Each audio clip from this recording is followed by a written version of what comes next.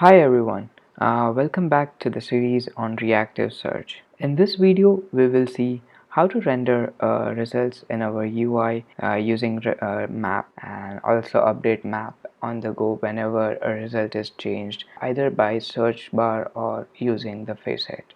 Now reactive map is again a way to render a result, so it helps us build a data-driven map component. It is one of the key component when you want to build a map-based search experience. In this tutorial, we will be using ReactiveOpenStreetMap to render the search results because it's open source. And here is a quick example of how the component looks like. Now Reactive Map is part of a separate package but still works same as any of the reactive search components. So let's install Reactive Map first. So this is the library that is @abyss.io/reactivemaps. Let me just install it in our example.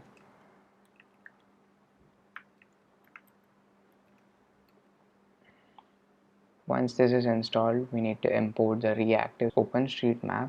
Add a data field which has like the location.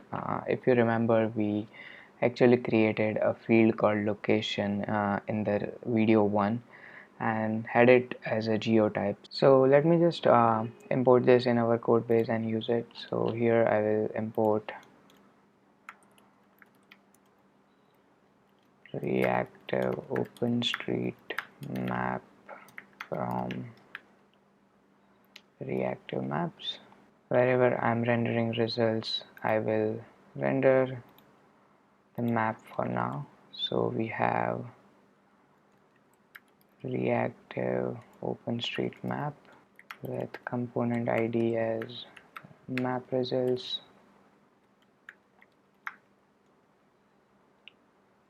The data field is location,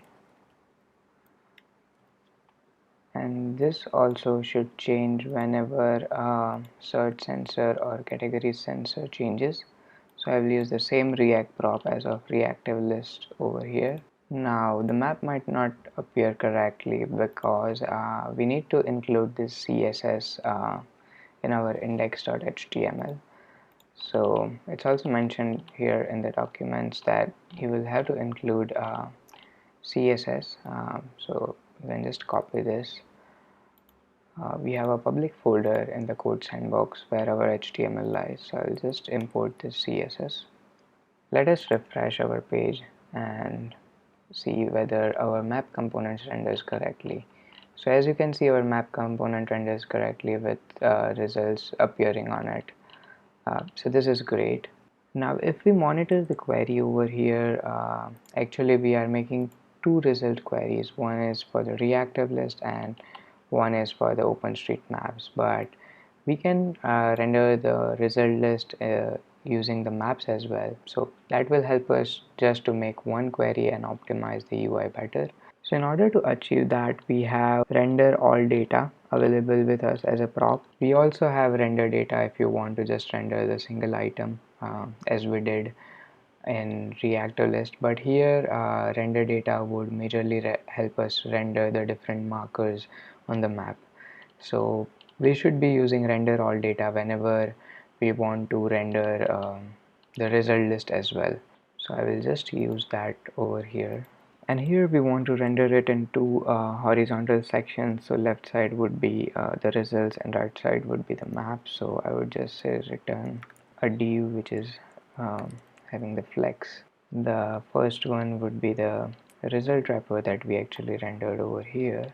So as you can see, we are rendering the same results as we saw with the reactive list, but now using reactive map. So we only have one query getting executed at a time, and here we get hits. Then we also have load more button, and then we can render the map. After rendering the result set, what I will do, I will just use the render method available as a parameter of render all data to render the map. So here is what I have done. I've just used a width div with 50% of width to render the map, and that's what you are seeing on the right side. So this is how you can use various components from the reactive search library to build a beautiful search experience. Now this helps a lot because reactive search totally abstracts the way the queries are made to Elasticsearch. I hope you have enjoyed this course and thank you for watching the reactive search video series.